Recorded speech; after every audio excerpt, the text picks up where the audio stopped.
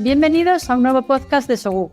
Mi nombre es Begoña Pérez Valderrama, oncóloga médica del Hospital Virgen del Rocío de Sevilla, y conmigo se encuentra, como siempre, la doctora María José Méndez Vidal, oncóloga médica del Hospital Universitario Reina Sofía de Córdoba. Buenas tardes, Maríajo. Hola, Bego. Acompañándonos en esta edición se encuentra con nosotros un experto oncólogo que todos conocéis en el tratamiento de los tumores genitourinarios, el doctor Ricardo Sánchez Escribano, del Hospital Clínico Universitario de Valladolid.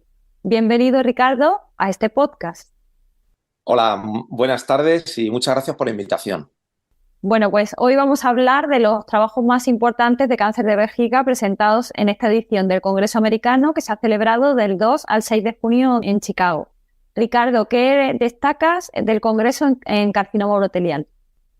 Pues empezando por la enfermedad no musculoinvasiva, en forma de póster se presentaron los datos iniciales del estudio RESEC, orientado a mejorar la calidad de la RTU y por ende los resultados de la misma en el control de los tumores no músculo invasivos. Se presentaron datos de 4.597 pacientes revisados en 187 hospitales a nivel mundial, en los cuales se observó que en un 75% de los casos se incluía la musculatura detrusora en la muestra y en un 42% habían recibido tratamiento de quimioterapia intravesical posoperatoria. En el análisis multivariante se objetivó que las variaciones en resultados no solo eran debidas a factores tumorales o de pacientes, sino que también existían otros factores que implicarían diferencias en cuanto a la práctica quirúrgica. En forma también de póster se presentaron los resultados preliminares del estudio EV104, un estudio de fase 1 sobre el uso intravesical de enfortumab vedotin. Con datos sobre 6 pacientes de la fase de búsqueda de dosis, solo uno de ellos había completado el tratamiento previsto de 4 dosis. 3 de 5 presentaron respuesta completa y no se objetivó toxicidad sistémica, lo cual abre la posibilidad a un nuevo tratamiento intravesical con enfortumab vedotin. Sobre enfermedad musculoinvasiva localizada, en la sección de comunicaciones orales se presentaron los datos del análisis final a 5 años del estudio VESPER.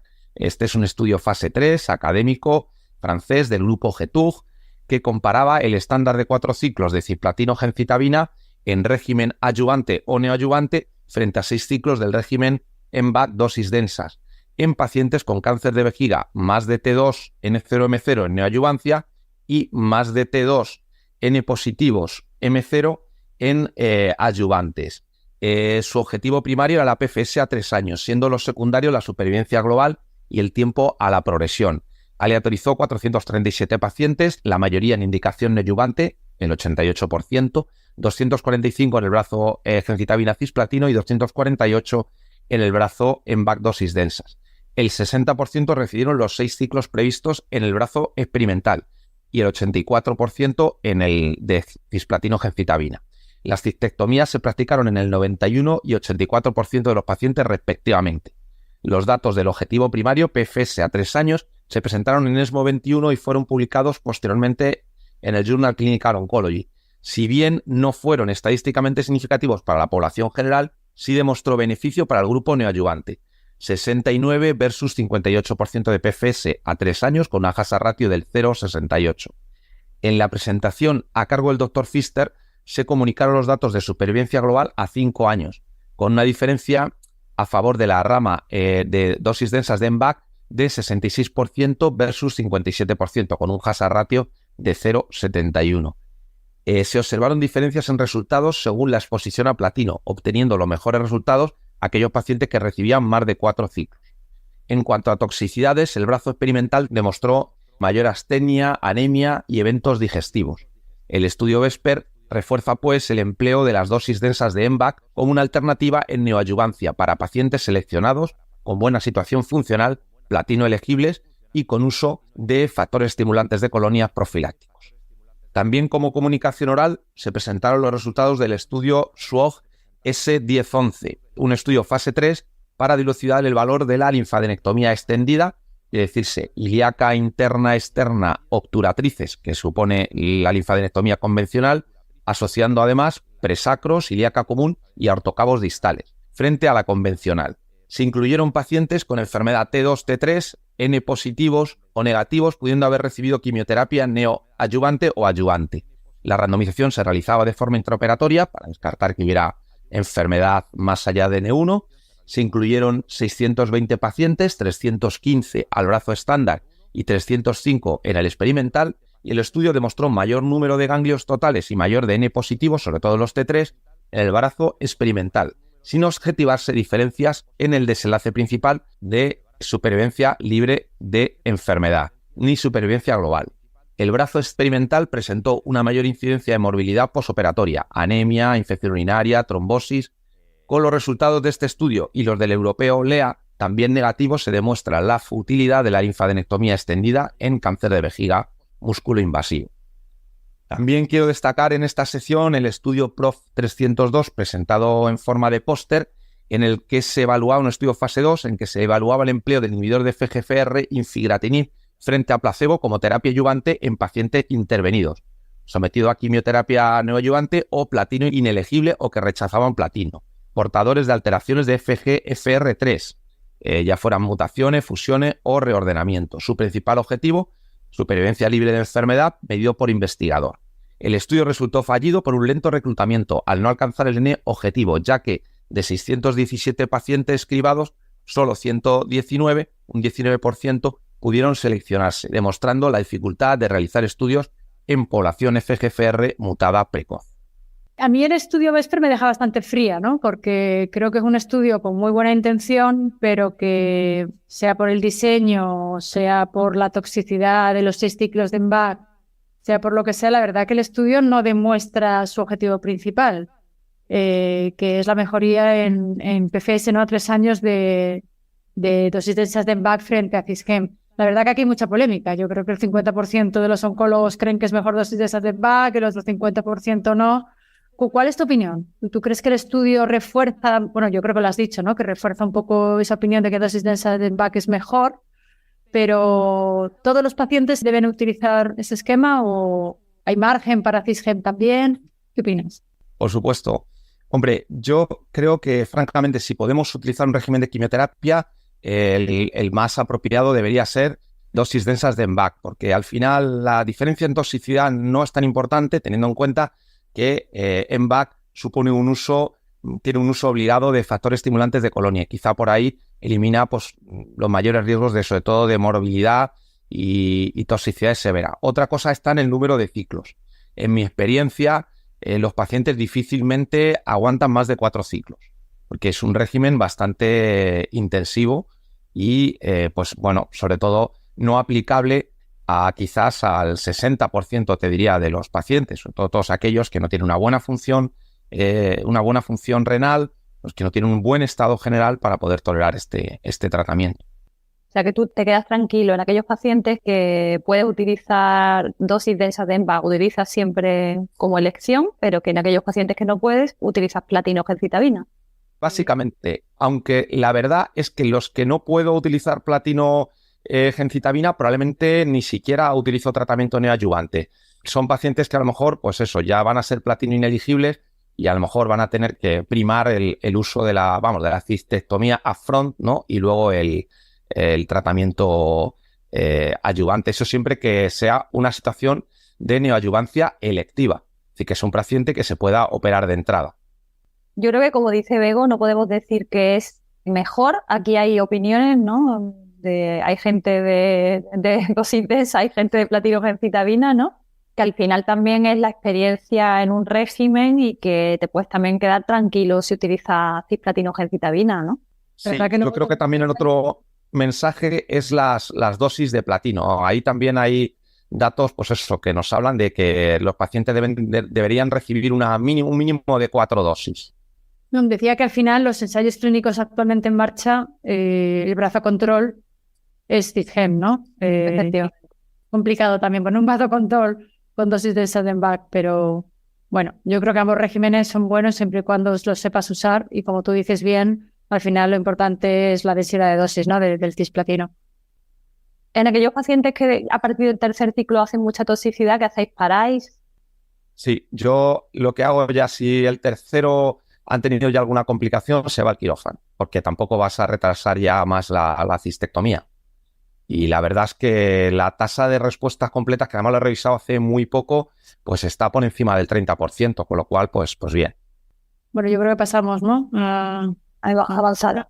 Bueno, pues en enfermedad avanzada, la presentación principal se hizo en forma de Late Breaking Abstract, que fue la comunicación del estudio TOR de fase 3, donde los pacientes con fase avanzada o enfermedad avanzada que habían recibido tratamiento de quimioterapia y de inmunoterapia previa, pues a la progresión se les hacía primero la determinación de mutaciones de FGFR y si resultaban positivos se les ofrecía participar en el estudio y se seleccionaban a tratamiento con erdafitinib versus la quimioterapia a elección del investigador, donde se incluían pues la vinflunina, taxanos y demás. En este estudio se reclutaron 219 pacientes y es un estudio positivo en el cual la diferencia de supervivencia global, que era el objetivo principal, es de 12.7 meses versus 7 para el brazo experimental y en DFS de 5.2 versus 2 meses.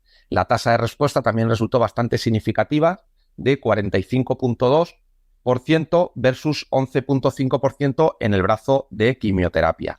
Con lo cual, un estudio positivo y que, bueno, pues da una nueva opción terapéutica a los pacientes portadores de alteraciones en FGFR.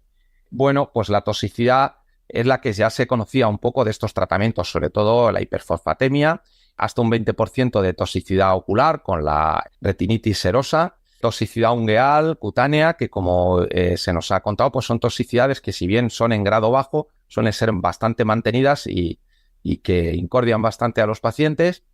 Y en general, pues no se produjeron eventos de muerte tóxica y ese es un poco lo del estudio TOR.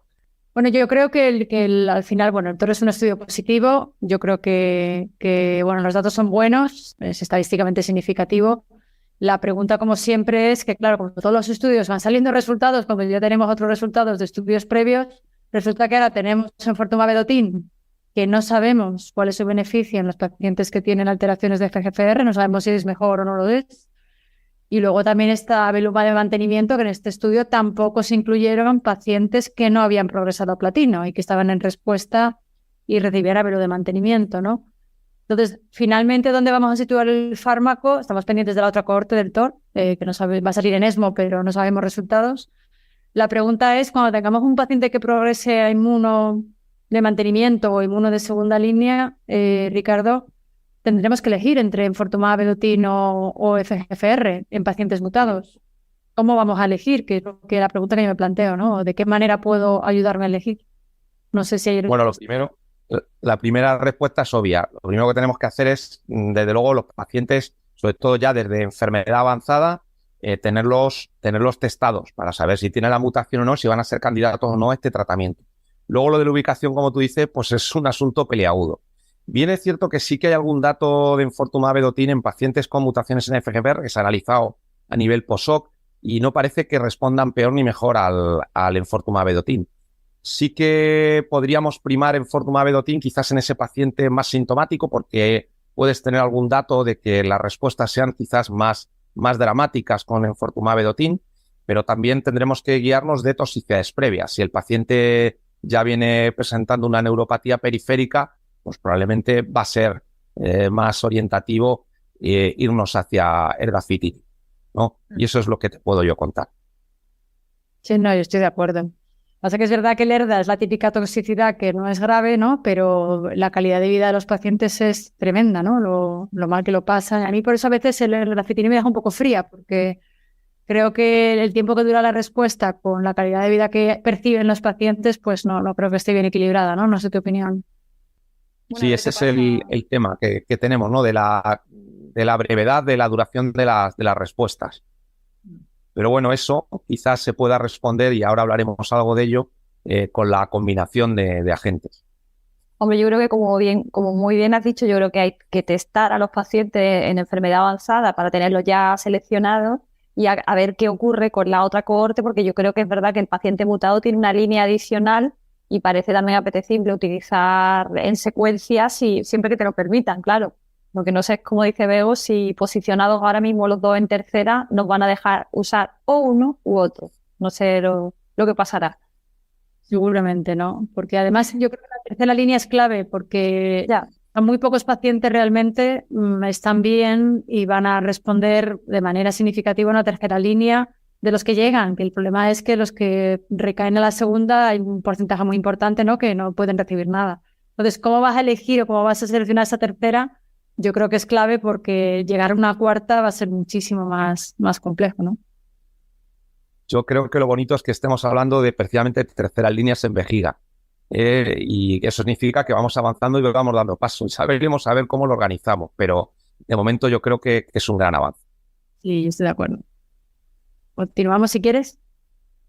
Bueno, también se presentó el estudio fase 2 NORSE, en el que pacientes con cáncer urotelar avanzado y resecable metastásico, platino inelegible y con mutaciones de FGFR se aleatorizaban a recibir el inhibidor FGFR erdafitinib versus la combinación de erdafitinib con el inhibidor de PD-1 cetrelumab, siendo el objetivo principal la tasa de respuestas y la seguridad. Se incluyeron 89 pacientes, 44 en la rama ERDA y 45 en la de combinación. Las características poblacionales respondían bien a la de una población de vida real, de mal pronóstico, con un 30% de pacientes ECOG2, 84% con metástasis viscerales. La mayoría presentaban una expresión de PD-1 baja.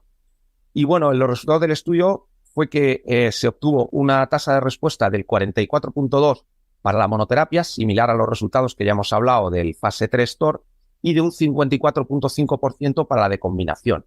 La mediana de PFS fue de 5.6 versus 11 meses y la de supervivencia global de 16.2 versus 20 meses respectivamente. En cuanto a los efectos adversos, lo que ya hemos contado con respecto al estudio TOR, fundamentalmente debidos al erdafitinib, con la hiperfosfatemia, alteraciones cutáneas ungueales, toxicidad ocular, y se presentó un evento de muerte tóxica, en este caso atribuible al cetrelumab, por un caso de neumonitis.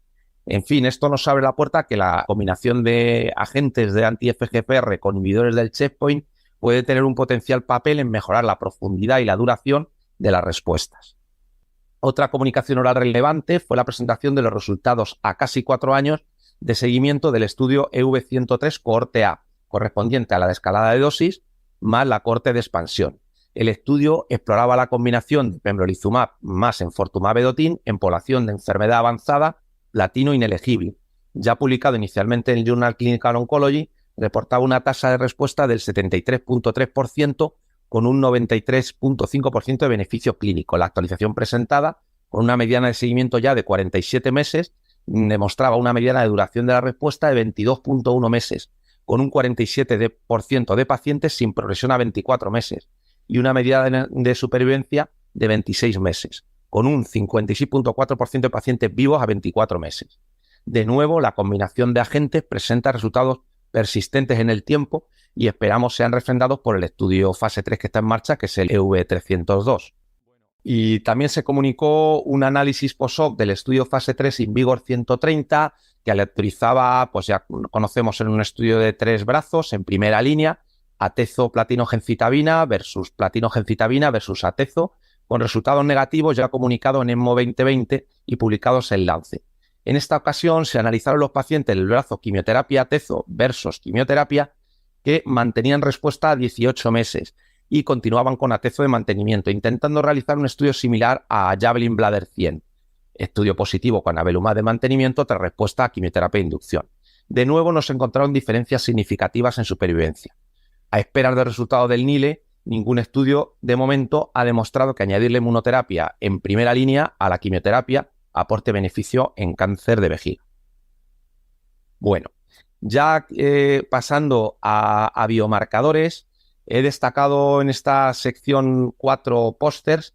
El primero referente a la utilidad del genotipado de alteraciones de UGT1A1 como predictor de toxicidad a sacituzumab govitecan en el estudio TROPHY U01, cohorte 1, que no demostró utilidad, como si la puede servir en pacientes que reciben irinotecan.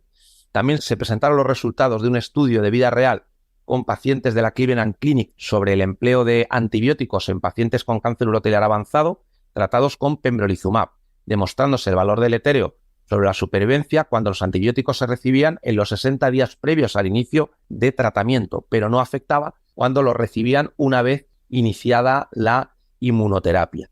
También un estudio con centros canadienses y alguno europeo del norte demostró la utilidad del análisis de mutaciones de FGFR en muestras de DNA tumoral circulante de pacientes con cáncer urotelial avanzado, demostrando una capacidad un 9% superior de detectar portadores sobre el análisis en tejido, con las ventajas obvias del análisis sobre sangre periférica.